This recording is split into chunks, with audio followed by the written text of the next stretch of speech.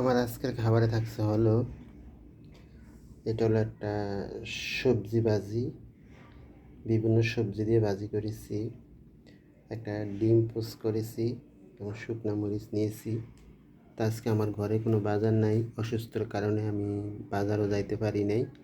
তো আজকে আমি ডিম পোস্ট, শুকনো মরিচ, সবজি দিয়ে ভাত খাবো।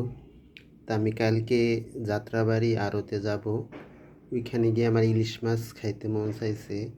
আমি ইলিশ মাছ নিয়ে আমার ইলিশ মাছ খাইতে মন চাইছে। আমি কালকে যাত্রাবাড়ি যাব ইলিশ মাছ আনতে। ঘরের আমার ঘরের সব বাজারগুলো শেষ হয়ে গেছে। তো আজকে আমি একটু সবজি রান্না করলাম, একটা ডিম পোচ করলাম, এই শুকনো মরিচে ঝাল ঝাল করে এখন ভাত খাবো। অসুস্থর কারণে মুখে একদম রুচি নেই। তো আমার ভিডিও যদি ভালো লাগে অবশ্যই একটু লাইক, শেয়ার, কমেন্ট করবেন। ধন্যবাদ সবাইকে আমার ভিডিও দেখার জন্য।